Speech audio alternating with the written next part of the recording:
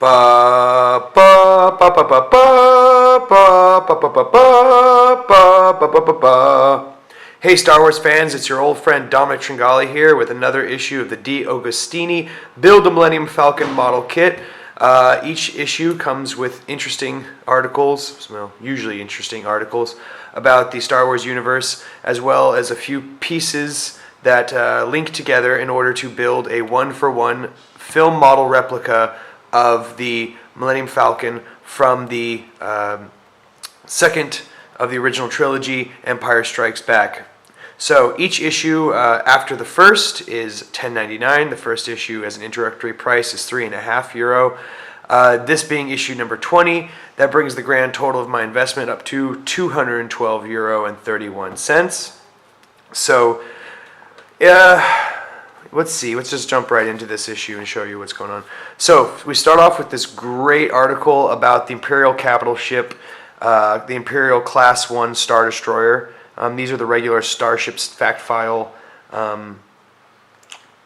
articles. So its length is listed at 1.6 kilometers. It's got a Class 2 hyperdrive, Class 8 backup, has shield generated domes, a number of weapons. It's kind of loaded down with a lot of cannons. So there's that, and has a complement of 48 TIE fighters, 12 bombers, 12 boarding craft, 10 or 8 Lambda class shuttles, 15 Delta class stormtrooper transports, assault boats, Sentinel landing crafts, AT-AT walkers, and AT-ST walkers. So it is my favorite ship, honestly. It's so imposing, it's so huge, it dwarfs everything else, and is just, the scary thing is when you read the article, you read about how in each sector of the Empire, each admiral has 24 Star Destroyers to patrol the sector. So I mean that pretty much puts any sector, I would assume, under the the thumb of the Empire. They can just unleash hell's fury on you. It's a really interesting ship for sure. Beautiful, but it's really interesting actually. The model they use in the film is smaller than the blockade runner, the Corellian corvette, the Tantive 4 ship that Leia has. This model is actually shorter. It's only 0.9 meters long, while the other one was quite a bit longer than that, I believe. So they used forced perspective, to create this idea that these ships were much bigger than they actually were. So, yeah, there's that. So then we jump into going back to the planet Dagobah, but now we're talking about a specific location, this location being the Cave of Evil. So the Cave of Evil, I guess, was discussed kind of thoroughly during the Clone Wars or Rebels series. So I don't know about that show. Like I said, I've never watched it. I'm going to be watching it this summer when I have some time. So I'll be able to catch up on that. But essentially the Cave of Evil, it has some sort of power to reveal things about your future and yourself. So it was rather interesting, and also how they, some backstories, more information about Dagobah, how it was originally explored by a group of Republic cartographers, but they never returned from the planet. Assumably they found the Cave of Evil. Yeah, so there's that, the Cave of Evil, which of course plays a big role in the Star Wars, the third movie, or actually, I believe the second movie. I'm not sure about that. And then we have this article, Secrets of Spaceflight. They talk about cargo handling, which I actually have found that interesting. I mean, I'd seen this ship before, but I never realized these were all cargo containers that, like, this is a transport vessel, and these are all cargo containers. So it's kind of like a Star Wars equivalent of a seagoing freight ship that just has tons of cargo containers stacked right on top of each other. So there's that. That's cool. I thought that was kind of neat. And just talking about transporting material, and I mean, transporting is one of those things that I assume even in, a far-flung, distant future, if we're, operating light years away from each other, but we can traverse that distance, I'm sure we will, because there'll always be places in the world that produce excess of something, and places where that certain something is in short supply, and so they can make a lot of money actually shipping it to where it needs to be. Yeah, so nothing really there. Talking about loader drones, which obviously are just drones that move cargo. This was actually interesting. This was concept art for Coruscant, the galactic shipping yard where Anakin and Amidala get under an assumed name. They take a trip back to Naboo for safekeeping. Here's an interesting concept sketch. I mean, I really love these because they give you some early ideas of like how they envisioned the final product, and then you can think about how it changed in the final execution in the film. Very interesting. So, and then we jump to this green section, okay, which just shows what we're going to be doing today.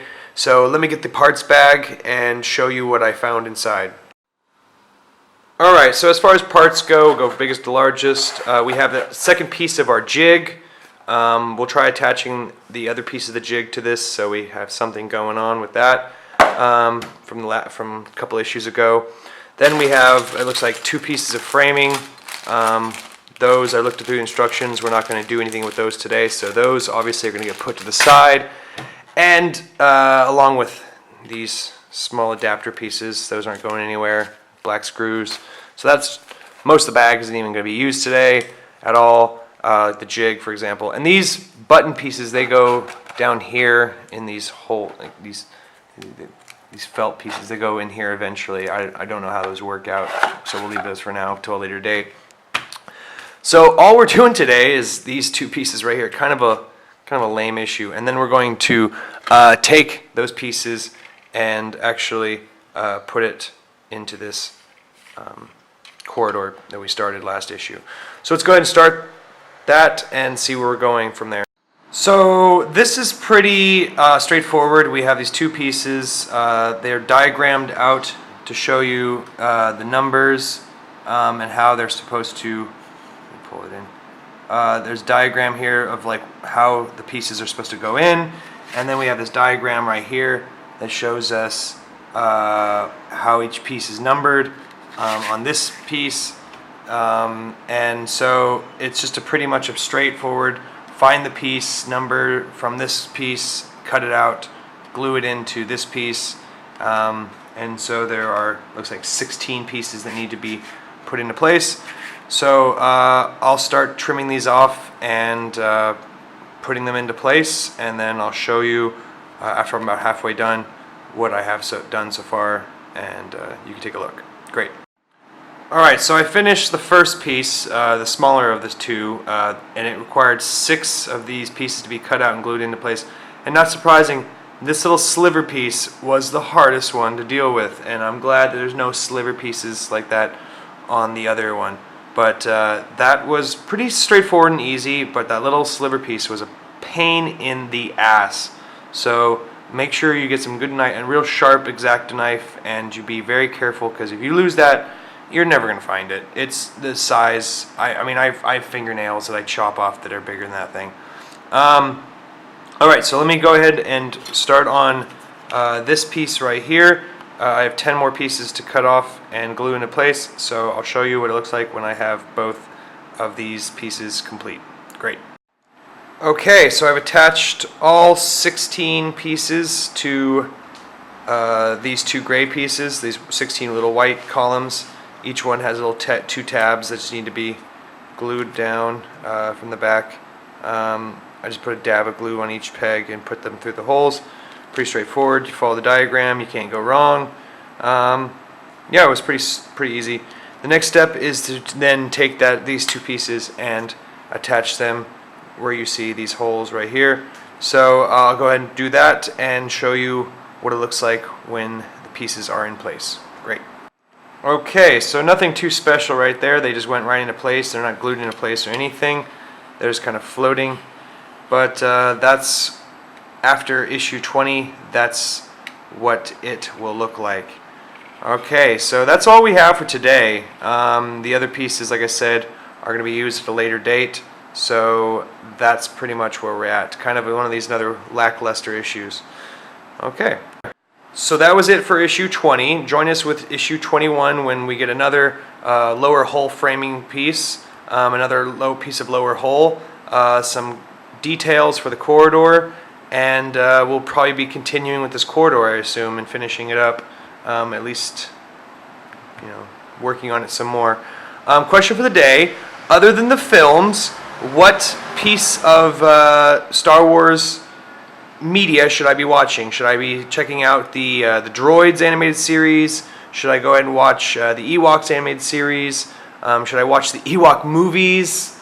Should I be watching the Christmas special? Should I be watching Clone Wars? What is the first thing I should jump on? I've seen the holiday special. I should just preface that right now. I've seen the holiday special. I watch it every Christmas. So guys, if you haven't already, hit the subscribe button. We're so close to our 100th subscriber, and we're almost at 8,500 views for the channel. A lot of people consider that a minor, very, very minor achievement, but for me, it's a culmination of some hard work and some dedication, making sure this channel keeps going. Guys, I'll just be seeing you for issue 21. Take care.